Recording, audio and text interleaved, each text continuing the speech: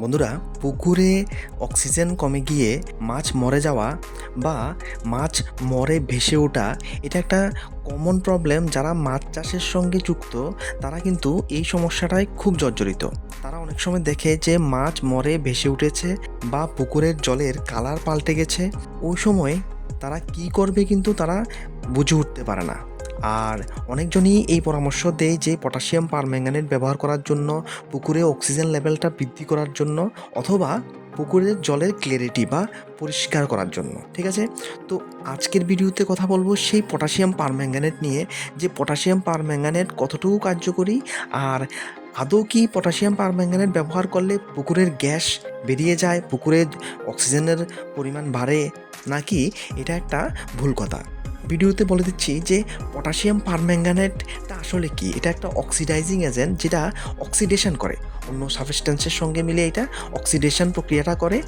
আর এটা যখন পুকুরে অ্যাপ্লাই করা হয় তখন কিন্তু এটা পুকুরের যে কিছু অ্যালগি আছে, বা আমরা বাংলাতে যেটাকে শ্যাওলা বলে থাকি, ওই ধরনের শ্যাওলাগুলিকে কিন্তু এটা মেরে ফেলে বা অক্সিডাইজ করে ফেলে। এখন ওই শ্যাওলাগুলিও কিন্তু পুকুরে কিন্তু অক্সিজেন উৎপন্ন করে। তাই যখন আপনি অক্সিজেন কমে গেছে এটা ভেবে যখন পটাশিয়াম পারম্যাঙ্গানেটটা ইউজ করবেন, তখন কিন্তু ওই অ্যালগিগুলিকে যখন পটাশিয়াম পারম্যাঙ্গানেট মেরে ফেলবে, তখন কিন্তু পুকুরে হঠাৎ করে একটা অক্সিজেন লেভেল কিন্তু প্রথম দিকে কমে যাবে। এটা কিন্তু অনেকজনই কিন্তু এটা জানে না। আর এই ক্ষেত্রে সবচেয়ে ভালো কাজ কি, সেটা হচ্ছে গিয়ে আপনার পুকুরটাকে কিন্তু প্রথমে পরিষ্কার করে নেবেন। বা পুকুরে যদি কিছু, অনেকজনে কি করে, ঝোপঝাড় ফেলে রাখে বা শুকনো বাঁশ গাছ আমরা কিন্তু ফেলে রাখি, যাতে মাছের সুবিধার ক্ষেত্রে বা কেউ জাল মেরে যাতে মাছ চুরি না করতে পারে। তো প্রথমে কিন্তু আপনার কিন্তু ওই জিনিসগুলিকে সরিয়ে ফেলতে হবে, যাতে এরিয়াটিক কন্ডিশন তৈরি হয়, যাতে পুকুরের মধ্যে যাতে বাতাস ভিতরে যেতে পারে, বা পুকুরের মধ্যে যদি আবর্জনা থাকে বা পাতা এইসব জিনিস পরে থাকে, ওগুলিকে কিন্তু আপনি যতটুকু পসিবল আগে কিন্তু ওগুলিকে ক্লিয়ার করতে হবে। তারপরেই কিন্তু আপনার পটাশিয়ামটা ব্যবহার করতে হবে। বন্ধুরা, পটাশিয়াম পারম্যাঙ্গানেট কতটুকু ব্যবহার করতে হবে, বা পটাশিয়াম পারম্যাঙ্গানেটটা কীভাবে কাজ করে, কী কালারের হয়, কিভাবে দিতে হয়, এগুলি কিন্তু ম্যাক্সিমাম মাছ চাষিরা আপনারা জানেন। তাই আমি ওইগুলি বলে ভিডিওটাকে অনেক লম্বা করতে চাই না।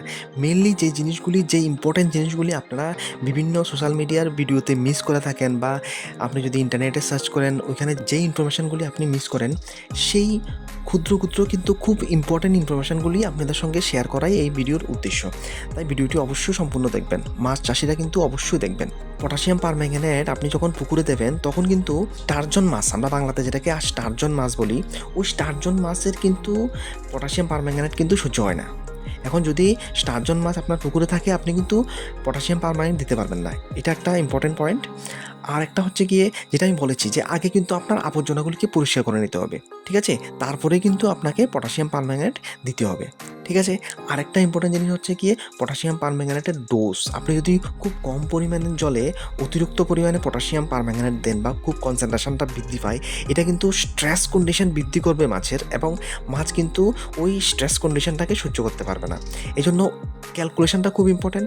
আপনি ম্যাক্সিমাম 2 থেকে 3 গ্রাম পটাশিয়াম 1000 লিটার জলে হিসাব করে দেবেন।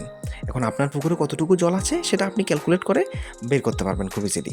আর একটা ইম্পর্টেন্ট পয়েন্ট হচ্ছে গিয়ে বন্ধুরা, নিউট্রালাইজিং এজেন্ট।